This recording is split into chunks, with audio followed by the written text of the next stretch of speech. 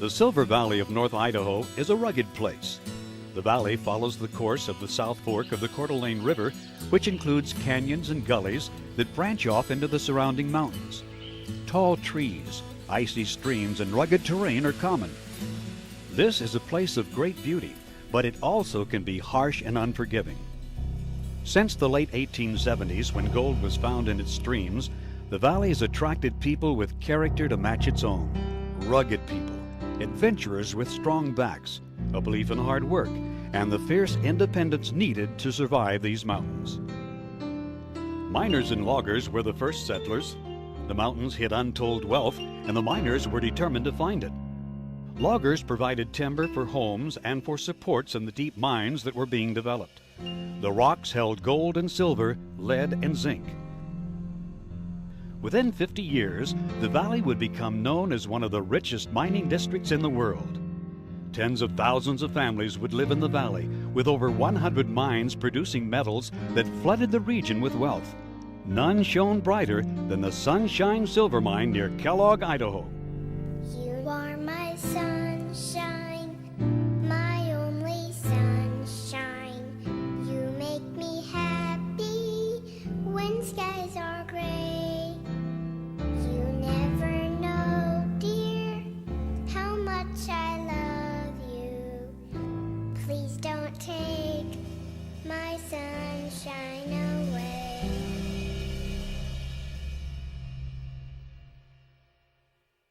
The Sunshine started as the Yankee Lode in 1883, claimed and mined by two brothers from Maine, True and Dennis Blake. Their claim, located up a gully known as Big Creek just east of the town of Kellogg, was different from other nearby claims. It was rich in silver, rather than the more common mineral galena, a heavy lead ore mined in the valley. True and Dennis were farmers and used their mine to subsidize their farm. They raised fruits and vegetables in the rich creek bed meadows below the mine and made a good living selling them to hungry miners and their families. It wasn't until 1914 that Dennis's widow Hattie leased the mine out, and in 1918 the Sunshine Mining Company was incorporated.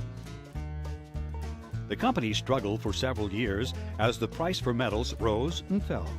In 1932, a bold gamble paid off. Scarce dollars had been spent on exploring deep in the mine. Just when the ore looked played out, the fabulous Sunshine Bonanza was discovered, and by 1937, the Sunshine Mine was the top silver producer in the world, mining over 12 million ounces of silver that year. The story of the Sunshine Mine is the story of the mines and miners of the Silver Valley and of Western hard rock mining. Conditions in the mine could be brutal, with humidity of 100% and temperatures deep in the mine over 100 degrees. They said the rock temperature of the walls was 112 degrees. And when we'd walk in there in the morning and stuff, it was like walking in the jungle, because you'd have steam waist high until you got your fans all running again. The Sunshine, like many of the high-producing mines in the Silver Valley, sat atop an active fault zone. This made it possible for the rich minerals to be deposited in the rocks and made it very dangerous to mine them. The men attracted to this work were a hardy breed, physically strong, unafraid of danger, and independent to a fault. They worked hard and played harder. The mines paid good wages to those willing to work for them. Miners who worked in drifts, raises, and shafts were known as chippos and were paid a production bonus beyond their expected day's pay. Back then it was super, it was really neat, because you didn't have any supervision, you didn't have any rules really to go by. Whoever you worked with taught you what you were supposed to do. And the people underground were, I'd say, a little on the wild side. A lot of horseplay, but I mean, everybody worked real hard, and the money was real super. I think that people played hard, they worked hard, they made good money, they spent good money, and you put up with the heat, you put up with the air blasts and things like that, because hopefully you'd be around to spend next week's paycheck, which would buy you an extra case of beer or something. The Sunshine Mine was the richest of the silver-producing mines in the Silver Valley. By the time it closed in 2001, it had produced over 360 million ounces of silver. Its place in history, though, comes not from its silver, but from an infamous event that no one believed could happen. May 2nd, 1972 was a pretty spring day. 172 men went underground on the day shift, expecting to do what they had always done. The mine was huge by any standard, spreading over 2 miles east and west and over a mile north and south. The mine that had started with an outcropping on the surface was now nearly 6,000 feet deep, with working levels every 200 feet and hundreds of miles of old worked-out areas called Old Country by most of the miners. These areas were sealed off from the current working areas by cinder block or timbered walls called bulkheads or stoppings. Huge fans on the surface and vent tubes or boreholes underground moved air to the faces and other work areas. Because the mine was so large, ventilation was a constant problem. The Sunshine Mine had a lot of leakage through ventilation control bulkheads from the exhaust back into the intake. So Sunshine followed recommendations to use polyurethane foam, sprayed in place, rigid polyurethane foam, to seal those bulkheads and make them essentially airtight. And of course that was done. That product, by the way, was marketed as non-burning and self-extinguishing and safe for use in underground mines. A system of track-mounted man trains and underground shafts called winzes moved miners to their work areas, which were over a mile horizontally and nearly a mile vertically from the main surface shaft called the Jewel. The 3700 level was the main transportation level from the Jewel shaft out to the number 10 shaft that provided access to the lower regions of the mine. The number 10 shaft had 4 compartments and 2 hoists. The largest was the big double drum hoist on the 3100 level that was used to haul ore and waste rock from deep in the mine to the 3700 and 3100 levels, where it could be transported by train to the Jewel shaft. This hoist had cages suspended below the 2 main decks that could hold 9 men each, but it was not usually used to hoist miners. The men actually rode a single drum hoist called a chippy. This hoist was a 4-deck cage that could hold 48 miners at a time. The hoist man for the chippy hoist was on the 3700 level. The Sunshine used men called cagers who stayed with the cage in a shaft and communicated with the hoistman by a system of bells to make sure the supplies or ore were hoisted to the right level.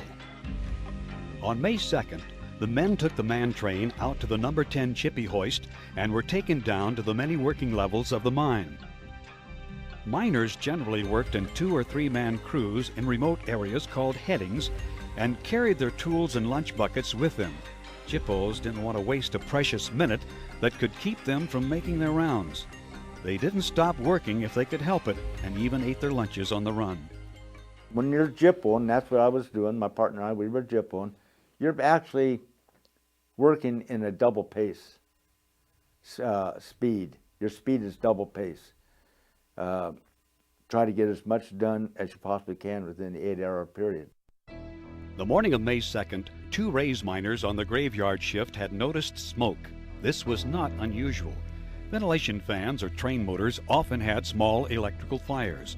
After a blast, when the air was thick with the smell of explosives and dust, it was hard to smell anything else.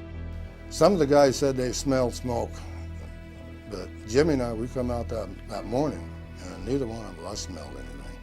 But then we were really used to working in, and we'd shoot rounds and go right back in. On the day of the Sunshine Mine fire, I had worked graveyard. The night before, we came out of the mine about 6 o'clock in the morning. As we came out of the number 10 shaft on 3700 level, we went by the Strand substation. As we came by that Strand substation, Glenn Shoup, who was one of the guys on our crew, and actually the lead man of our crew, asked me if I smelled smoke. And I said, yes, I did. And Ray Rudd, who was the shift foreman that night, had just lit a cigarette. But he had lit it with a wood match. And we just kind of put it off to that. The day shift started early at the Shine, and most men ate their lunch around 10:30 or 11. In some areas, It was noticeably smoky, but again, no one thought this was anything to worry about. By 11:30, however, it was obvious there was a problem, and a big one. Smoke was thick on the 3700 level, which was the primary escape way. It was coming down the number 10 shaft and spreading through the lower regions of the mine. The day of the fire, I'd been in 4800 level, and I came back up to 3700 for lunch. I repacked my supplies and went out, and as I got on the station, I seen the cagers say, "See ya," and they went down. And that was at about 11:30 in the morning. I'd say 10 minutes later, you couldn't hardly see across that station because of the smoke. And from there on in, it got worse. Shift bosses began rounding the men up, since no one knew where the fire was or how serious it was. Dwellin Kitchen was my partner. A motorman came back and told us, "You better come out," because they said there's smoke out here. So I told him, I said, "Well, we better get out of here," because I said, this guy came back after us. I said, they're going to have to send it, they'll just send him back here again, you know. And I said, we don't need that. So we took off on the motor, and we got to the 15 rays, and it was a solid wall of smoke. I mean, just white. So we sat there and decided if we was going to go back. And I told him, I said, well, if we go back, I said, they're going to send somebody else. And I said, the switches almost got to be all open for us. So I said, because we couldn't see, I told him, I said, let's just put it on one point, let it go. The men gathered at the shaft stations on the different levels and waited for the cages to come and take them to safety. In 1972, there were no regulations for hard rock mines that required miners to either wear self-rescuers to protect themselves against carbon monoxide or be trained in how to use them. The Sunshine was one of the few mines in the area to even provide them, but they were stored at the shaft stations on different levels of the mine. They were kept in cabinets near the first aid stations, not with the miners themselves. As the men gathered at the stations, they were already having trouble breathing because of the smoke. Unfortunately, few knew that the invisible carbon monoxide was the biggest danger. It became smoky, so we went out towards the station wondering what the heck's going on. And Virgil Bebbs was my shifter at the time. He come out to the station, got on the phone, and he was talking on the phone for a while, and I couldn't hear what was said. And finally, he says, go back and get everybody out of their working places. We had a motor crew there, and my partner and I, so we started pulling everybody out of their working place. Went and told them to get out to the station. When you came out on the station, the smoke was coming from the east side, and it was getting real thick and heavy. So most people tended to wander off the station where they could be in fresh air. We stayed on the station, hoping to get a ride out. We were there quite a while. We'd send guys out to the station, see if anybody was there or not. Finally, a cager came down. He wasn't really a cager, he was a pipe fitter. He volunteered to cage that day. Well, as we were going there, you know, everybody was getting coughing and hacking and stuff like this. The problem is seeing, because when the smoke is so thick, sometimes you absolutely can't see your hand in front of your face. And you put your light down, take your light off and hang it down close to your feet so you can see the track to keep from getting lost where you're going. It was so smoky, you put your hand out like that, and you couldn't even see your hand, your light. It was just thick. My partner and I, there was a little box of self-rescuers up on the walls that nobody knew what to do. So I and my partner took the box down and got these half-hour self-rescuers out and started handing them out. Well, some of them you couldn't push a button to get them activated because they were rusted up. When I told Kitch, I said, there was some self-rescuers laying there. I said, grab one of them. And we tried to punch the buttons on them, and you couldn't punch the buttons, so we had to smack them with a wrench to get them working. So we got the self-rescuers on and stuff. But then again, you take it out because, you know, I mean, it was smoke. Nobody was thinking CO. It wasn't a clue. Greg Dione, a 23-year-old pipe fitter, was working that day. He was trained as a cager, and when the skip finally arrived, he was on it. Greg came down, and the smoke was so thick you couldn't see it, and he had these self-rescuers. They looked like a tuna fish can that had a little knob in the center. that you pushed it and it broke the seal so you could breathe through it. Well, he handed them out to everybody and says, push that little knob and stick them on and don't take them off. He says, they will get hot. So I grabbed mine and pushed on it.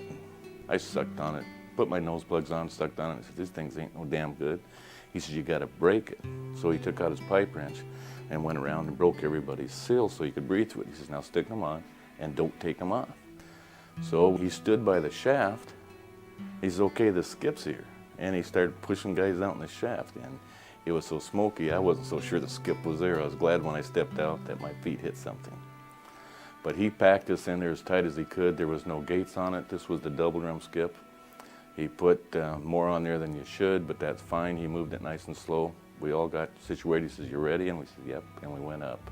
Greg Dayon took the people off of 46. The way I understand it, he skipped the 48 level because we told the crews on 48 to get back to the borehole. He went to the 5,000 level, got a few people off the 5,000 level, sent them up, and Greg Dayon did not make it out. I went to school with Greg Dayon. He was a good friend of mine all the way through school. Greg was a pipe fitter, his normal job, but he's an experienced cager. He knew we were in trouble. He volunteered to help get people out. He knew where the respirators were. He got the respirators. He went down and did what he could. And I honestly believe that's the only reason they made it. I told Kitch, I said, let's get over by the shaft. So when we got over by the shaft, it was smoky over there and stuff. And we had their self-rescuers in. And the cager, if I remember right, was Greg Dayon. And he said, get on. And it was smoky enough. I said, what are you talking about? And he said, get on. And then I realized there was a cage set in there. So I got on the cage and I reached back for Kitch. There was going to be 13 of us on a 9-man cage. And I reached back for Kitch and I pulled him on. And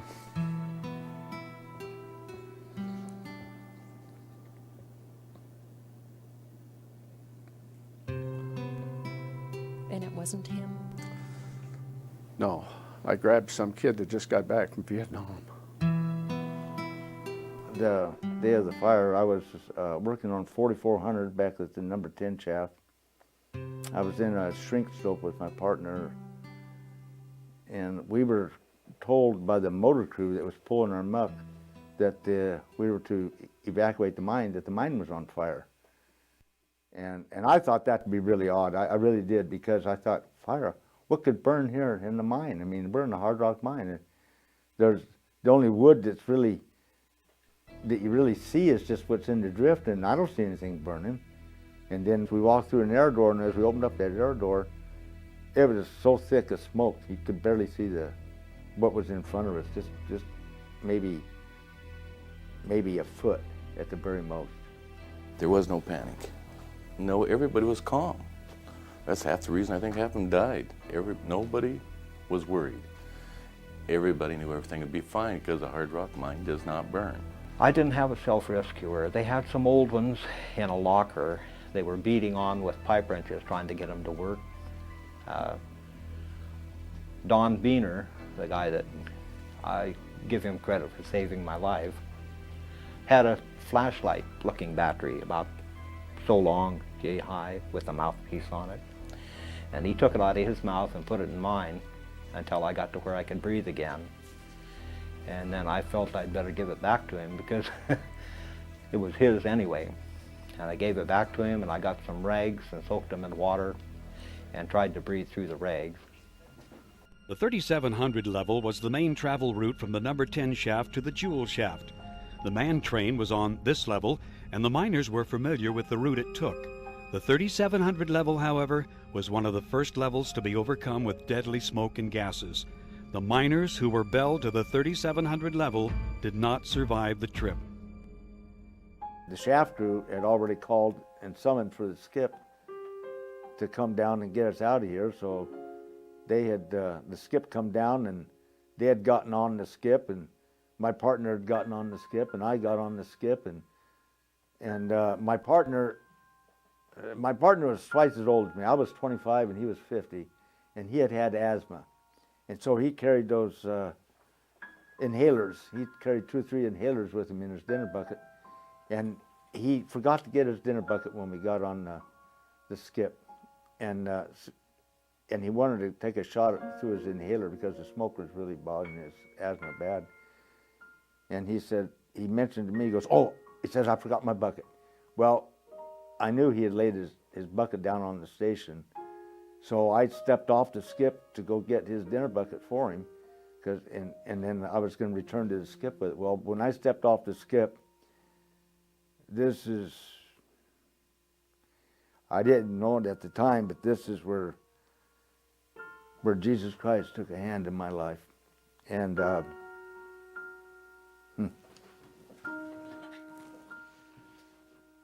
I stepped off the skip, and I went over and I got his dinner bucket, and I went back to the skip, and 3 other fellows had gotten on the skip when I stepped off, and that filled up the skip, and there was no room for me to get on the skip. So the skip was belled away to the 3,700 level, and those individuals got off on 3,700, and every one of them died. The men waiting below for the number 10 Chippy hoist waited in vain. The hoistmen had been overcome by the smoke and did not respond to their desperate calls.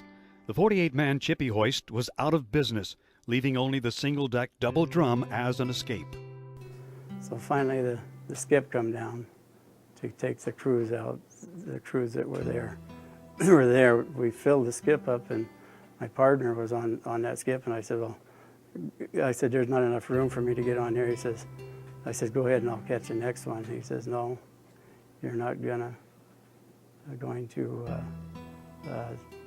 catch the other skip. You're getting on here with me." Who was your partner? Daryl Anderson. And he says, "No, you're going with me." So he reached out, and the skip was on had muck on it about like this, and because I was pulling muck on the chippy or the double drum, and it was slanted, so I just stuck my feet in there like this, and they throwed their arms around, throwed me around me, and held me in like this as we were going up. No doors on the skip, just wide open from 5,000 to 3,100, and here we was. And then Ernie Bailey was on that skip with me, and the smoke was coming down through that shaft so bad that it felt like it was just going to burn your eyes right out of you. So I took it, and Ernie Bailey says, "Can I have a bite of that?" He was talking about my self-rescuer. I said, "Yeah." I give it to him. He stuck it in his mouth, and we got by. When we hit 3,400, the smoke had changed. Communication underground was a problem. There was a single telephone system with 13 separate phones located on the different levels and work areas. Shift bosses throughout the mine were frantically trying to reach the surface to get information on what was going on and how they could save their men. The phone systems back in them days were just old battery hand cranks. Anybody in the whole system could pick it up and listen to. And that was a lot of the troubles because everybody started at the same time very excitedly firing up these. We got smoke here, smoke there, and all this when it first happened, that they really didn't know for sure where it was. The shifters didn't leave at that time because they still had crews down there. They took responsibility for their own crews, and they wouldn't leave until their last man was out. So they remained, tried to help, tried to direct people, and they didn't make it either. There was, I believe, there was a lot of heroes in that fire. Most of the men who survived were those who were hoisted to the 3,100 level.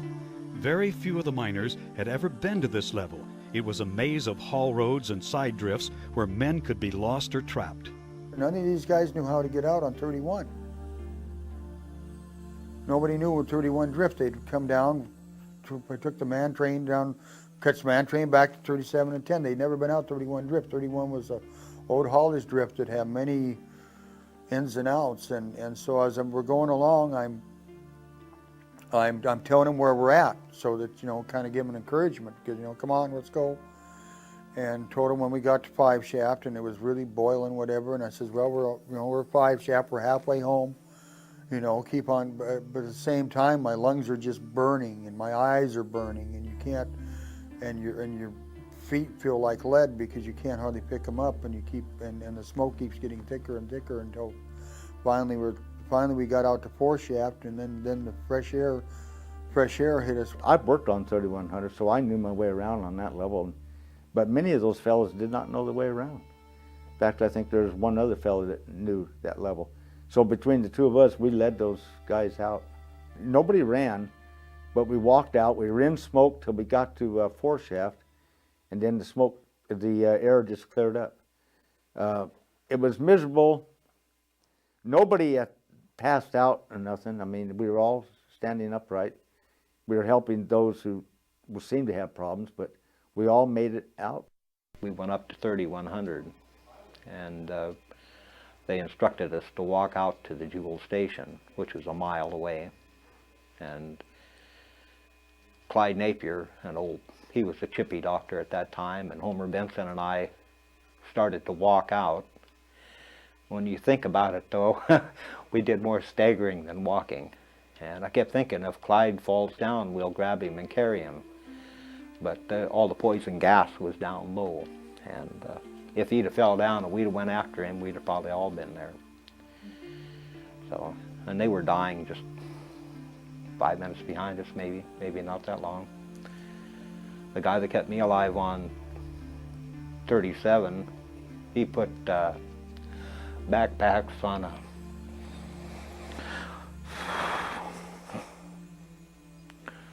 a timber truck and went back in. That's when he died. And that was Don Behre? Don Behre. The Sunshine Mine had brothers, fathers and sons, uncles and in-laws, all working together underground. Del Kitchen had several family members underground that day. Then I came back and then sat there and watched for people that they brought out. They brought 7 off at 3700 that were dead.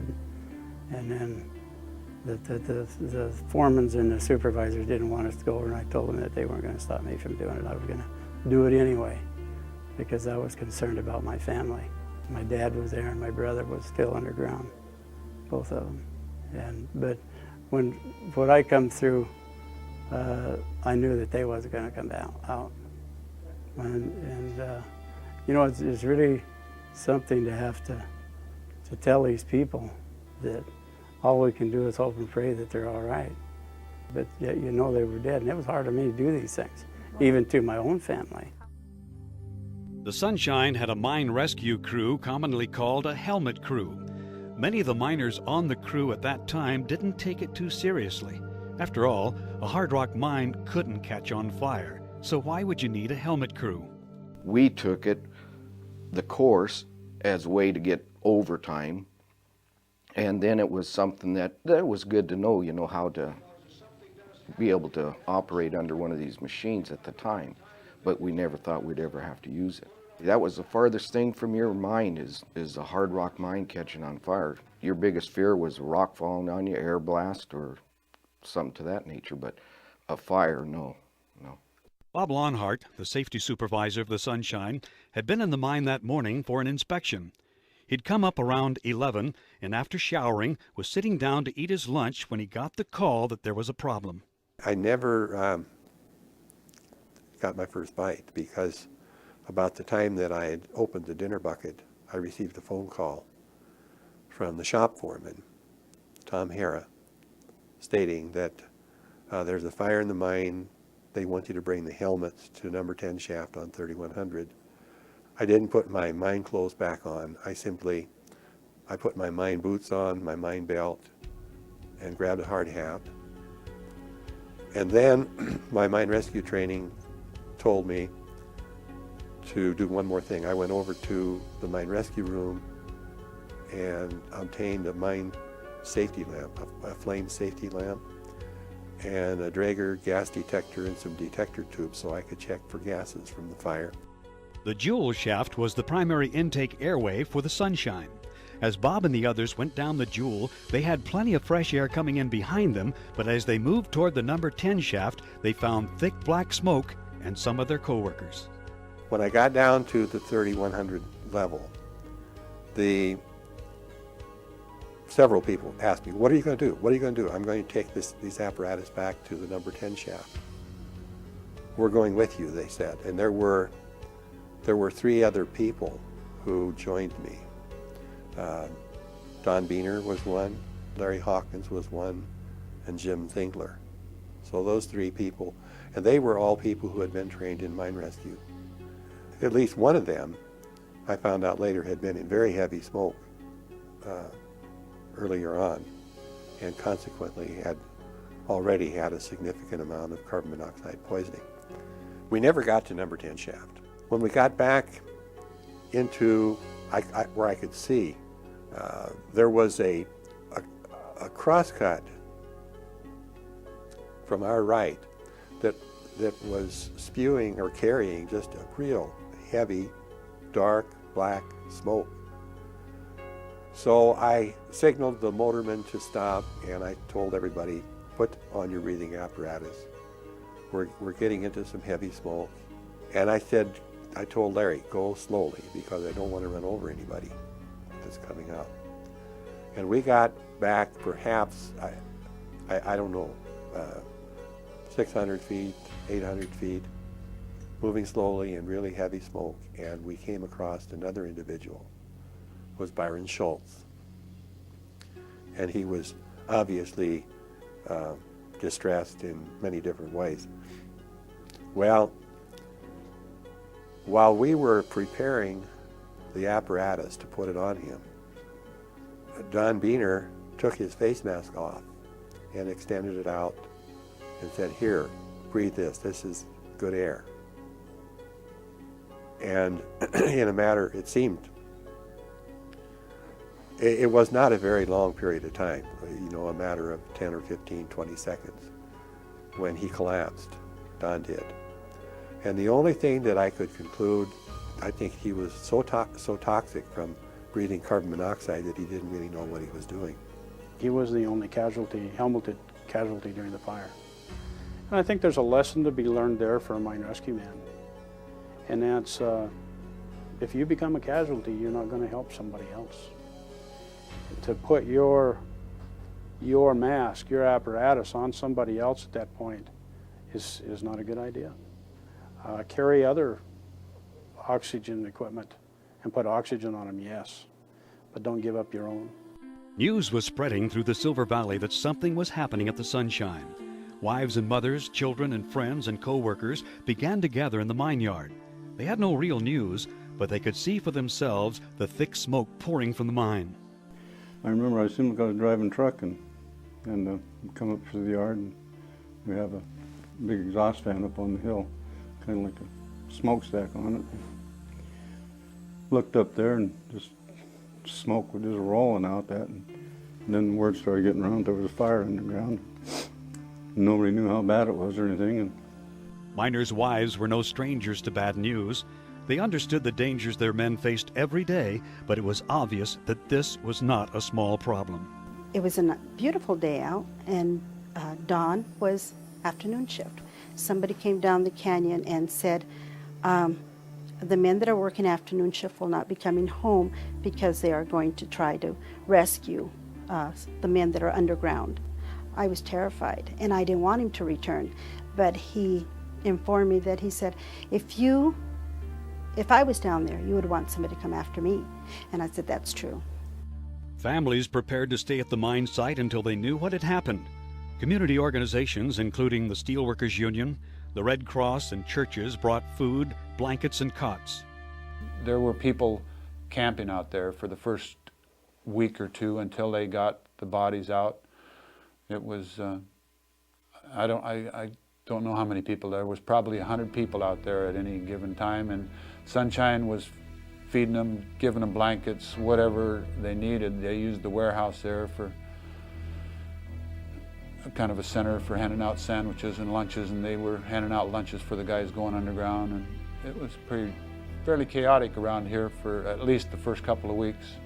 The other mines in the area were notified. The Bunker Hill, a huge mine in nearby Kellogg, had a lot of experience with fires and had a well-trained helmet crew. We at the Bunker Hill had just finished a very extensive mine rescue training, where not only were we just putting the apparatuses on and walking around with them, they actually put us through obstacle courses. So with that group in mind, then our management let the Sunshine management know early on that we were prepared if they needed any mine rescue help. And we were mobilized that afternoon. We arrived mid-afternoon, I'm thinking 3:30, 4 o'clock, something like that. The Sunshine's afternoon shift was beginning to report in. No one really knew what was going on underground, but rumors were flying. We just thought it might be something that might have burned up, like that put something out of commission, like a big intake fan or something like that, to where we wasn't getting enough air in the mine, or maybe a hoist or something to that effect. It was nothing that you thought, it was nothing where you'd ever think there'd be a fatality. You know, hard rock mine, what do you got to burn? And I think that's what everybody thought. Rock doesn't burn. Most of their bosses and stuff were down underground, and they made it real bad at that time too, because our checkout in and out system was basically the boss's record book, and the boss had the record book, so there was no real way to know who was down there or who made it out or what. We went through a real quick crash course. We needed people as soon as possible. I'd say they trained us thorough, but it was fast. You paid real close attention. And from that point on, I think that's what made a big difference in my life, because people got to realize that any one person can make a difference. And I think that, I think I did. I feel I did. I felt I did something to help somebody. Back then they had the McKays, the older type self-contained breathing apparatuses, and they was clumsy and bulky, and I wore them outside, and the training was back then was real minimal. It's just what they needed to do. A lot of people didn't know what to do at that time. In 1972, mine rescue equipment was primitive. The Sunshine Mine used McKays, which weighed over 40 pounds and provided only 2 hours of air, severely limiting rescue efforts.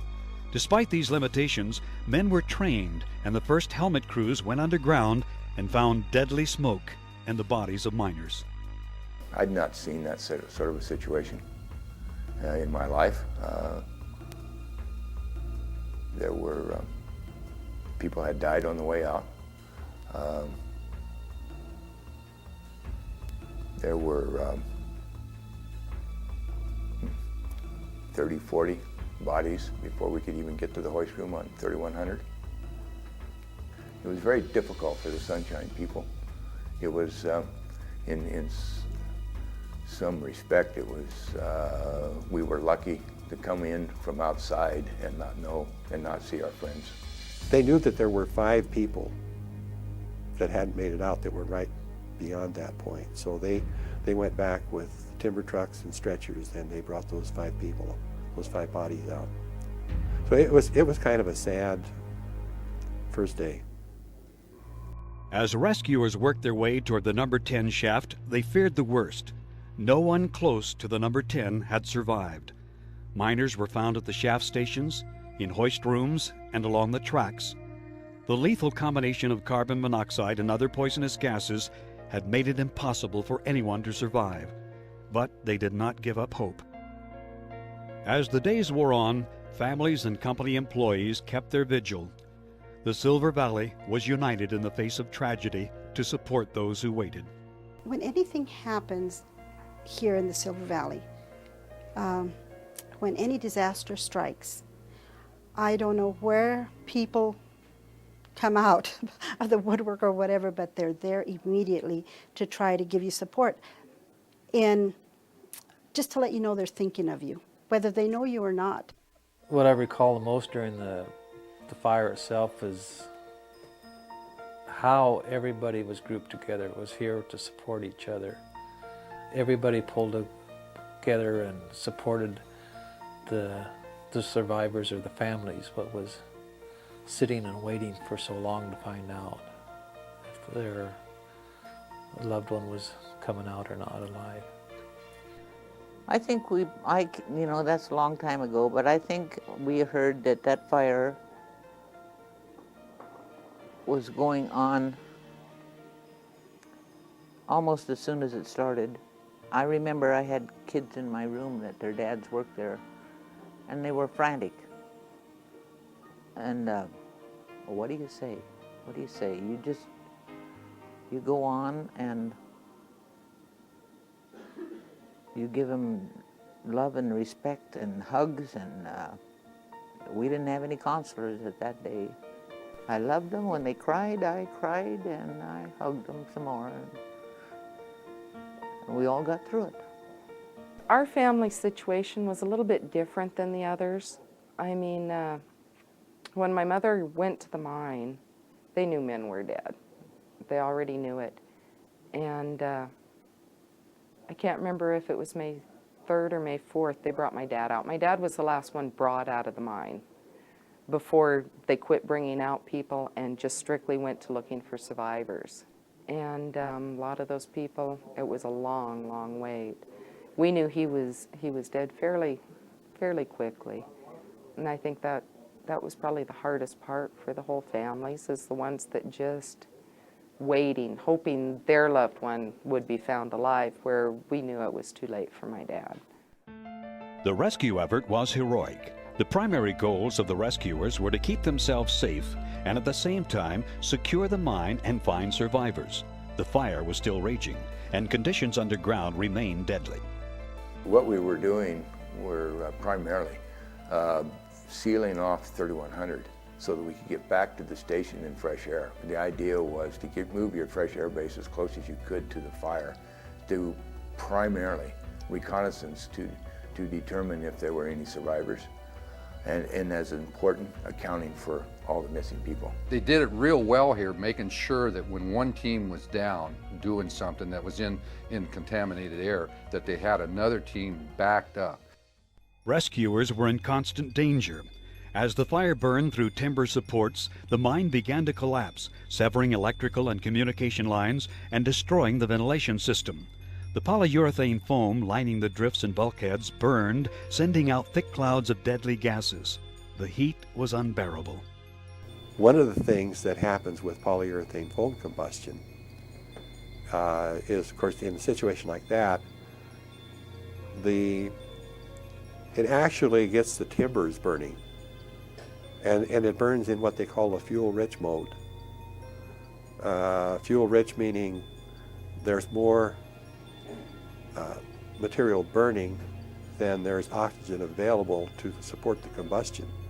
So the combustion will ebb, it'll increase and decrease as the oxygen is made up.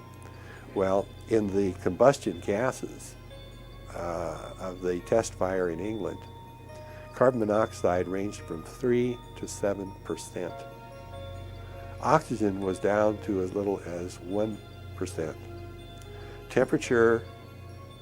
The temperature ranged as high as 2,250 degrees Fahrenheit. We had a fresh air base established at 5 Shaft, and then we made an extension. We set up a cord, a cable, and strung it out. And we went back to the cable shop, and we found, and the hoist room and the stuff on 37, we found everybody was dead there. We turned around and came back out, and went back to 5 Shaft, and then went back up. But when we got out 37, we heard a loud boom. We thought it was an air blast. What had happened, that raise, right there where we had our rolls set up for our lifeline, that raise had fell through. It was burning up above there, and when it burned and fell through, there was not even an ash left. It sealed off the drift. If we'd have been there, they wouldn't have found no sign of us. They wouldn't even have found an ash of us. We were totally cremated. And we were just lucky that it didn't fall while we was there, The rescuers worked toward the number 10 shaft from 2 different sides of the mine, through the jewel shaft on the west and through the Silver Summit or Consill mine on the east side of the mountain. The Consill connected to the Sunshine at the 3100 level and was maintained as a secondary escapeway and ventilation exhaust. As rescuers made their way deeper into the mine, they found no one alive. It was like a nightmare, because once we come to the end of where we had fresh air, you then had to go into the contaminated air, but you also had to go into the tin shaft. And on tin shaft station and in the hoist room and around in the drifts, there was lots of dead people. Lots of dead people. Now you got to remember, I'm only 23 years old. And you know, I think if I had it all to do over again, I was wanting to help save. You know, my friends are trapped in the mine, so it's very important for me to get trained and get down there and be helping my friends. It's extremely hard to pick the bodies of your friends up, because it was just tough. It was a tough thing to do. The number 10 shaft was the only way to get down to the deep levels of the mine, and neither one of the hoists was working. Before rescuers could get into lower levels to look for survivors, they had to get the hoist running again. This was a huge job. The power was screwed up on the hoist on 31, and we had to go in and take new electric line in and hook it up. And we was in a hurry to do that, thinking that there might still be somebody alive on the lower levels. So we didn't bother with trying to move the bodies out. So we had to step over all the guys that were on 31 that had died on the way out. As the rescuers frantically worked to restore hoists and look for survivors, the days were passing. Unknown to them, 2 men were alive down on the 4800 level.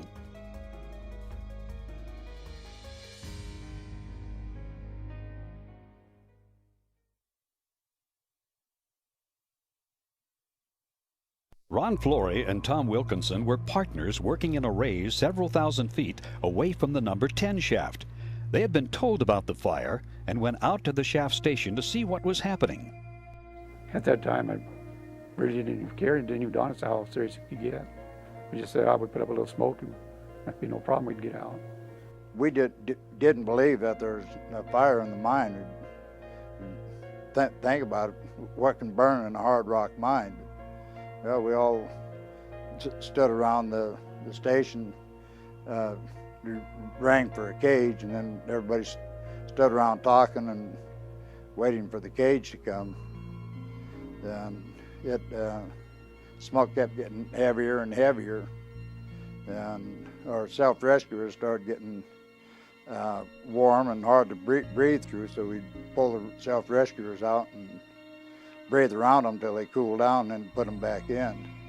Tom and I had went out to the main drift and was going to open an air door, see if that would take the smoke that way instead of back to where we was at. So we were trying to get it open, and Tom passed out.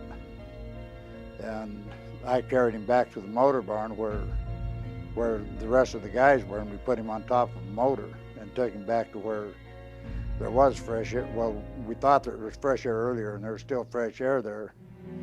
One guy took the motor out and tried to use the telephone, and apparently the rest of them got on the motor and tried to get back to where we was at and didn't make it. They got within, probably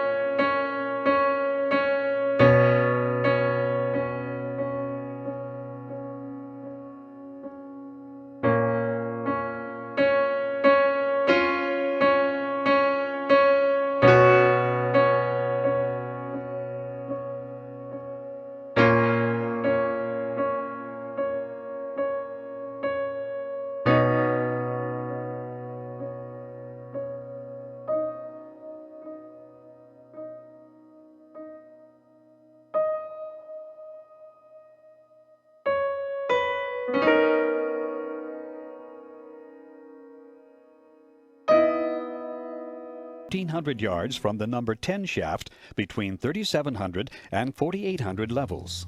Fresh air was forced through it from the surface. If anyone survived, it would be there. Bureau rescuers borrowed a torpedo capsule from the Atomic Energy Commission and prepared to send Wayne Kanak and Don Morris down the borehole. This was a dangerous thing to do. The borehole was unlined and barely large enough for the torpedo to fit through. If any rock broke loose, anyone inside would be trapped. Tom and Ron were beginning to wonder what was going on.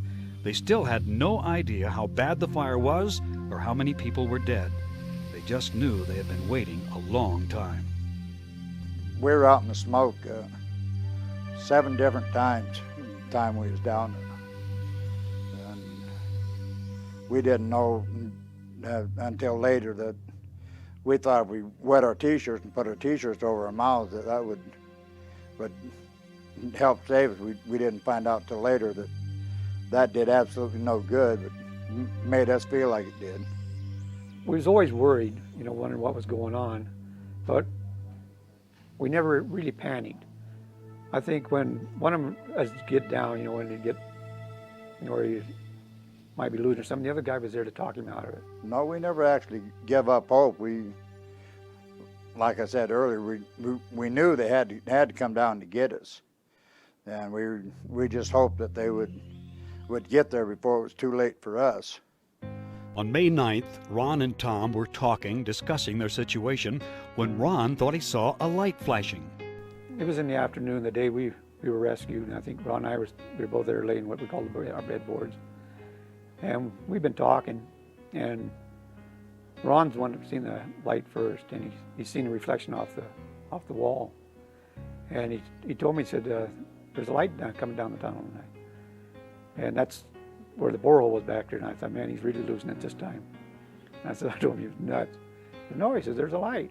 They had sent a crew down the borehole, and we didn't know until after they found us, but the day before they were within 100 yards of us, and they didn't know it, and we didn't know it. The survivors were brought up to the surface. Rescuers brought stretchers, but both men refused to be carried. When they came out of the portal, the gathered crowd went wild.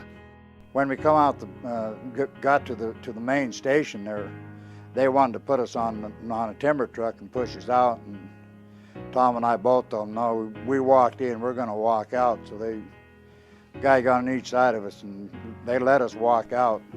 And I remember when we first got to the portal, and they opened the door, and the lights just hit us, and people just started clapping and hollering. And I just couldn't imagine the amount of people who were out there that was cheering us on. It's hard to believe, especially after there was probably a bunch of them up there that already knew that they lost somebody in their family. When we come out of the portal and saw the lights, and we just more or less put our heads down to shade our eyes. And both of us walked past our wives, and we didn't see them. They reached out and grabbed us as we were walking by. We got a little flack on that. But, Tom and Ron were taken to the local hospital for observation. They were very hungry. Cecil Andrus, the governor of Idaho, was there and made sure they got cold beer with their dinners. And I remember Governor Andrus, and I can't remember who else it was, he sent down and asked what we wanted. Of course, we wanted a beer. So Governor Andrus sent us, whoever was with him down and gave us a 6-pack of beer. Back at the mine, the news that 2 survivors had been found spread to the rescue crews working underground. They were thrilled, and the good news renewed their efforts.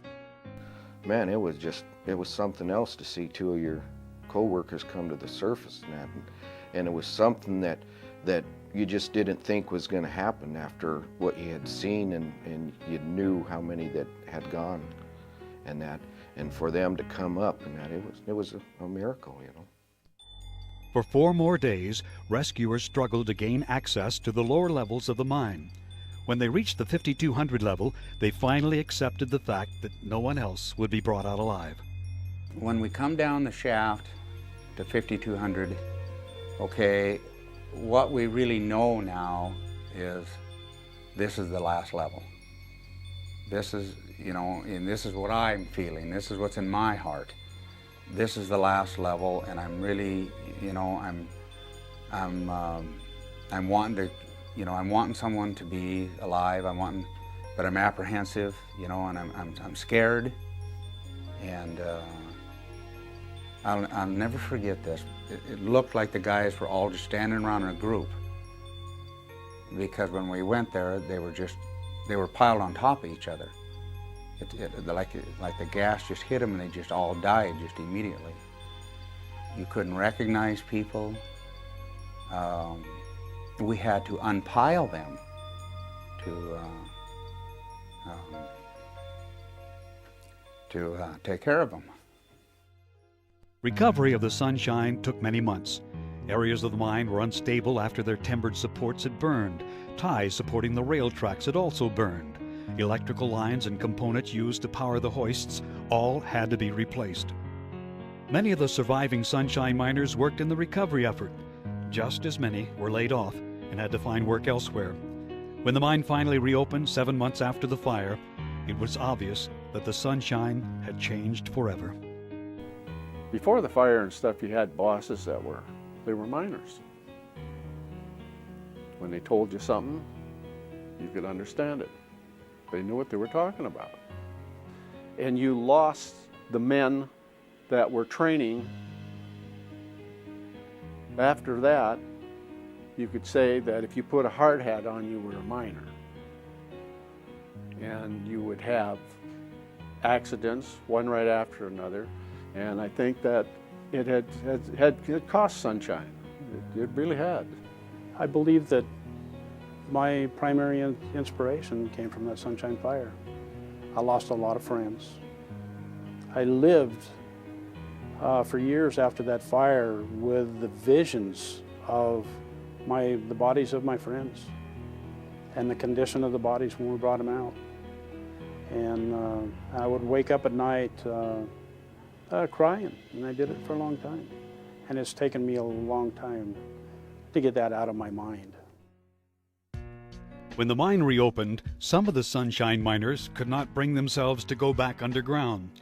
Others returned because it was the only life they knew. It gets in your blood. I mean, it really does. It's in your blood. It's something that somebody, my relation always told me after the mine fire, they said, "Why did you go back there?" I said, "I just had to.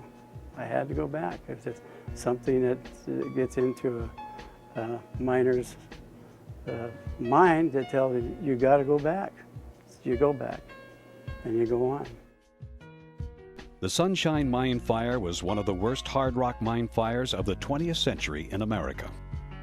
91 people lost their lives, but many lessons were learned. Few people deny that hard rock mining is safer now than it was before the fire. The Metal, Non-Metal Health and Safety Act of 1977 was a direct result of the fire. It finally put some teeth into the safety regulations for hard rock mines and mandated that every miner receive adequate training before they are ever sent underground. The Sunshine Fire changed mine safety and health. It changed regulations, it increased regulations, and certainly increased training requirements. For example, in mine rescue training we had before, we would train for 8 hours a year. Now it's 48 hours a year. New employees might have a few hours of safety training. Now, if they're inexperienced, they have to have 40 hours of training. Back then, our mine rescue crews did not train only about once a year, and that was it. Now we train 4 times a year. We train in smoke. After that, the safety training took on a whole new meaning. You know, the guys started actually asking questions in the safety meetings and stuff. The guys didn't know underground that if the rescuer got hot, it was working. And when they get hot, they'd jerk it out of their mouth, and 2 seconds later, they were dead. Because of that fire, they made a lot of changes that I think have really helped mining. For one thing, the hoistmen all have a breathing apparatus in the hoist room with them. And it's checked out continuously to make sure it's in good shape. And everybody carries a self-rescuer with them. And we've had extensive training on them, use of them. A lot of those boys I sacked up had self-rescuers in their mouth. But they didn't know that when that thing got hot. I mean, it might have been told to us in class, but you either don't pay attention or you have a tendency to forget, and a lot of miners are hard to hear right now. You know, the concept was rock don't burn, and there was no refuge chambers in at all, which now we have refuge chambers that are quite well supplied with water and air, and all have phones in them and everything else. And now it's set up where the training plans, you were properly trained before you go underground. Your first job when you go underground is to learn all your escape routes. Before you ever start on a job, you know the way out. It goes back to kindergarten. When we take our school kids to kindergarten to the first grade, what do? They have fire drills. We do too. And I think that has helped a lot. Mines in general have really stepped up their ventilation.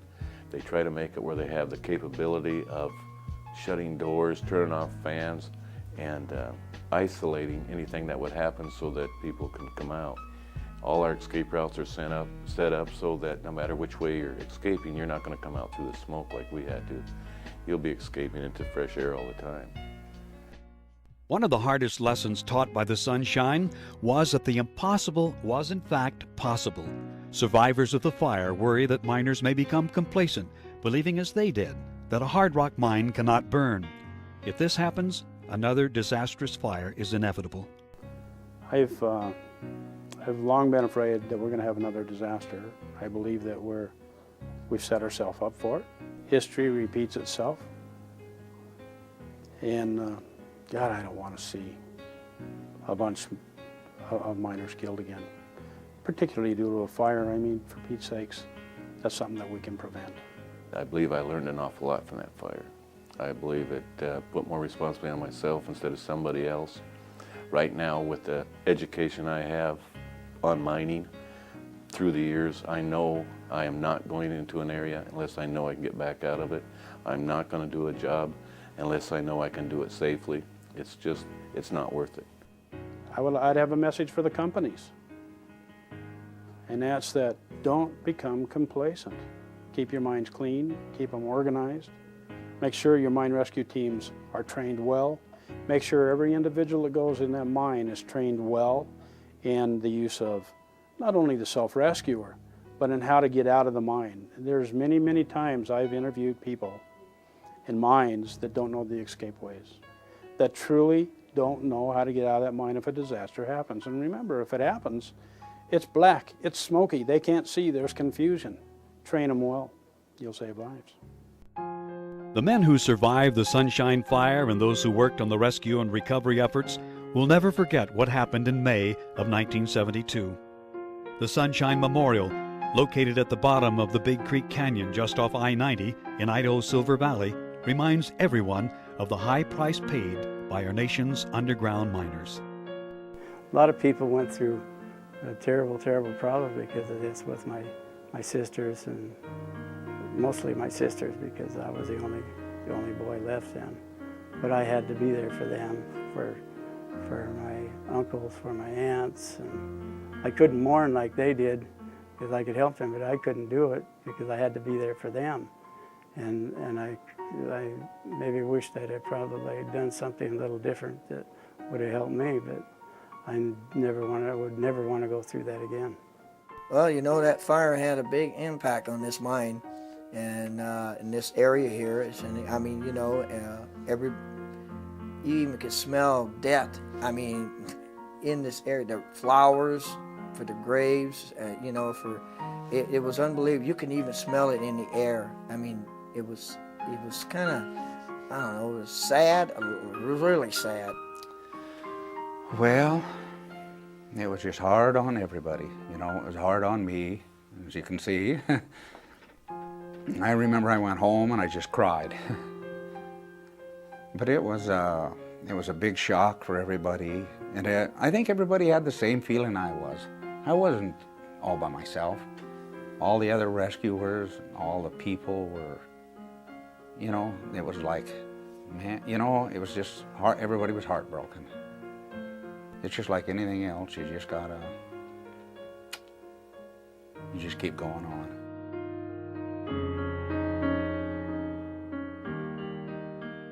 The Sunshine Mine closed forever on February 16, 2001. It had been the premier silver producer for our nation, operating for 115 years. As the miners left the mine after their final shift, they left behind a mine that provided fabulous wealth for our nation, a good living for its miners, and a harsh, if invaluable lesson to those who ignore the dangers of underground mining.